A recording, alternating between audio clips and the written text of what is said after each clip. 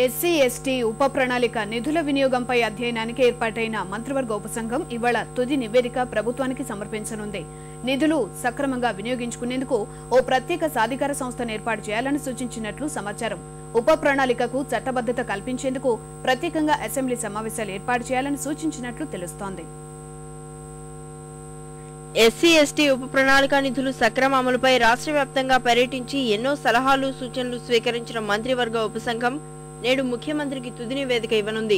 దళిత గిరిజన వర్గాలకు ప్రత్యేక ప్యాకేజీ, ఎస్సీల అభివృద్ధి సంక్షేమం కోసం 3,000 కోట్ల రూపాయలు, ఎస్టీల అభివృద్ధి మౌలిక వసతుల కల్పనకు 1,400 కోట్ల రూపాయలు కేటాయించడం వంటి కీలక అంశాలతో కూడిన నివేదిక సమర్పించనుంది. రాష్ట్రంలో ఎస్సీ ఎస్టీలు జనాభాలో 22.8% ఉన్నారు. జాతీయ ప్రణాళికా సంఘం మార్గదర్శకాల ప్రకారం ప్రతి ప్రభుత్వ శాఖ వార్షిక ప్రణాళికలో జనాభాకు అనుగుణంగా 22.8% నిధులు ఈ వర్గాలకు కేటాయించాలి.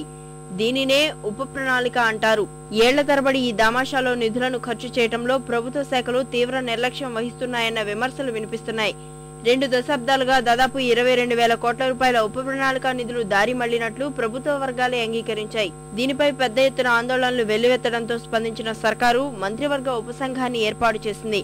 ఉప ముఖ్యమంత్రి దామోదర్ రాజనరసింహ అధ్యక్షతన ఏర్పాటైన మంత్రివర్గ ఉపసంఘం వివిధ శాఖలు, కుల సంఘాలు, అఖిలపక్ష నేతలతో సమావేశాలు నిర్వహించి క్షేత్రస్థాయిలో పర్యటనలు చేసింది. నిధుల సక్రమ అమలు కోసం ఓ ప్రత్యేక సాధికార సంస్థ ఏర్పాటు, ఉప ప్రణాళికకు చట్టబద్ధత కల్పించాలనే సూచనతో నేడు ముఖ్యమంత్రికి నివేదిక సమర్పించనుంది.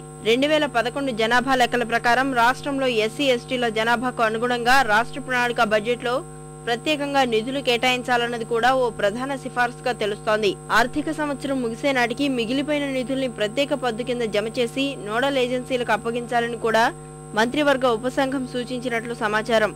అలాగే విశాఖ ఏజెన్సీలో బాక్సైట్ తవ్వకాలకు అనుమతులు నిలిపివేయాలని ఉపసంఘంలోని సభ్యులు బాలరాజు, డొక్కా మాణిక్యవరప్రసాద్ సూచించారు. ఈ ఆర్థిక సంవత్సరం నుంచి కొన్ని నిధులు కేటాయించి ఎస్సీ ఎస్టీల అభివృద్ధికి కేటాయించాలని ఉపసంఘం సూచించినట్లు తెలుస్తోంది.